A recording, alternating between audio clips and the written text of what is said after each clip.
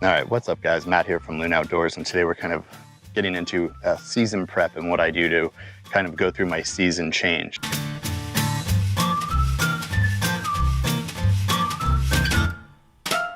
Right now, we're late April and we're starting to transition into that springtime fishing. Runoff is starting to happen various places. Some places it's over and done with.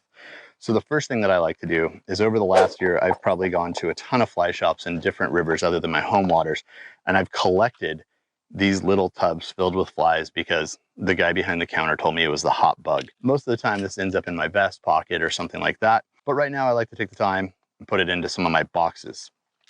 The way I run my boxes is really quite simple. Like this happens just to be a jig fly box, so it's going to be all jig flies, big stones, mayflies, little yellow sallies, caddis, stuff like that. And everything lives in an integral system, which is the big box. Now this could be anything that works for you. This is the model, this is what I'm rocking out with, and has little trays and compartments, just room enough for me to keep everything. Next thing to check out is make sure you have your tools. I like to always have 2 on hand, and I like them to typically have a cutter and an eye cleaner, as well as crimping capabilities. You know, you could have a nipper on there, whatever really is your jam. Next up, I like to take an inventory on tippet. Now this is a lot of tippet, I know, I do guide. So I look at all of my tippet, I see what I have. Heavier sizes I typically keep in one pile, stuff I'm gonna throw on in my vest in another. So like my 4, 5, 6, 5.5, 4.5 X's. Really big thing to do is, you know, if you're doing a visual check, you get out there and you're like, cool, tippet, yeah, got a whole bunch of it, looks great. And you start pulling it off and you realize that you have like 12 or 18 inches of each individual size because you haven't checked it for a year or 2. So go ahead and make sure, like most of the spools, you can see like, oh wow, this has a lot of tippet left on it, or this might need to be replaced. Go ahead and hit up your local fly shop, get that taken care of. I always carry a headlamp with me. I like to fish in the evenings, especially, you know, up here in Northern California during the summer. It gets hot, the evenings start to cool off a bit. We get a great down canyon breeze. It's one of the most pleasurable times.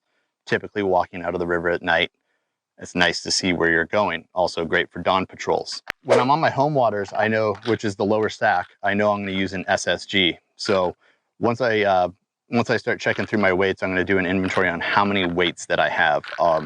Convenience, you can open the top, you can take a peek in there, go cool. I got a full tub of weights here. Now, if you're a traveling angler and you're going to a bigger water system, we made you a big water combo. It's 4 big sizes. Now, if you're traveling a bunch and all over the place, you might want to have one of these little 8 compartment boxes. These come in black and camo. They're super awesome. It's going to give you a full assortment all the way down from, you know, high alpine stream, skinny water stuff with like a size 6 up to an SSG for nymphing big rivers or heavy plunge pools. This is kind of like my go-to if I'm going to travel someplace and I'm not familiar with the 5 rivers or 4 rivers that I'm going to try to fish. As far as other things to kind of check out and to look at is, I do like to go through my floatants. Now, this is my little floatant box. It lives underneath here, and I keep a literal plethora of various floatants in this box. You could say I keep everything but the kitchen sink, but as you can see, I have that too. So I've got like my dust for dusting nymphs and looking like things are emerging. I've got a ton of big bottle of Aquel. It's our guide size. I actually will refill my small bottle from the big bottle. Loxas, Royal Gel, so if I'm fishing a trico hatch and I want that glimmer and shimmer on my spinner, this is going to give you that. Easy Dry for drying off the bugs after you've snout faced, you know, a bunch of trout. And then, you know, some of the other floatants, fly dip, stuff like that. I just like to make sure, check that they're all full. Again, I carry the kitchen sink. So one of the big things that a lot of people probably overlook, and say if you're fishing into runoff and stuff like that, is your fly line. Now, we did a great video on how to clean your fly line. One of the things I keep in my kit here is just my little stream side setup right here. This has a couple bottles of streamline and a line cleaning tool in it. Now, if I'm at home, I'm probably going to get a little bit more involved and do fly line cleaner and line speed as well. So it's a good thing. Always get out there, clean your lines, take care of them. They're kind of like skin. They have pores. They get clogged up. They get dirty, and then they don't look so good. They don't float as well. Outside of that, I like to take an inventory of like my indicators. You know, I carry some paillette paste for floating my indicators. I also use that for Euro nymphing applications. More bugs. You can never have enough bugs, I guess. There's always a few things that I like to carry. Some of it's strike out or strike two, and that just allows me to make real quick on the water adjustments to my Dorsey style indicators. You know, obviously they come in a plethora of sizes. I seem to collect them like nobody's business. Other things I like to have, just like my water bottle, I have like a fishing water bottle. Make sure it's clean, ready to go. And I'm gonna see if there's anything else in here that's super pertinent to check out.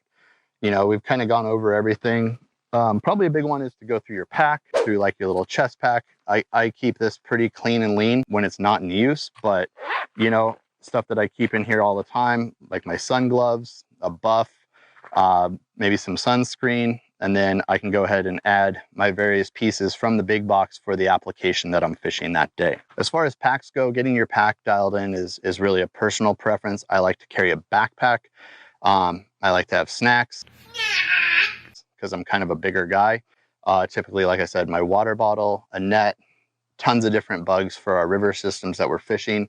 But just make sure that you're comfortable with your pack system. Last but not least is probably to, you know, get out there and grab your fly rod. Now, if you've been throwing an 8-weight all winter for whatever reason and you're going to start fishing 4s and 3s in high alpine creeks, get out and cast. Take the rod, go out to your front yard, a park, some sort of setting like that, and just put in some practice. Get comfortable with it again. Make sure that you're dialed in for the year. So when you get that first shot at that 22-inch brown that's sipping little bugs off the surface on some secret creek that you're not telling your friends about, that you're going to make the best shot at them. I hope you guys found this useful. It's just kind of a quick checklist of things that I like to go through prior to my season starting off. Gives me an opportunity to see what bugs I'm missing. If I'm a tyer, I'm going to go ahead and tie as many of those as I can. If they're really small flies, we call those bi-flies because nobody wants to tie tiny stuff. But it just gives you an opportunity to do an inventory, a checklist, go through everything, and make sure you're dialed in. Hope you guys found this information useful. We'll catch you on the next Tailgate Talks. Thanks for watching.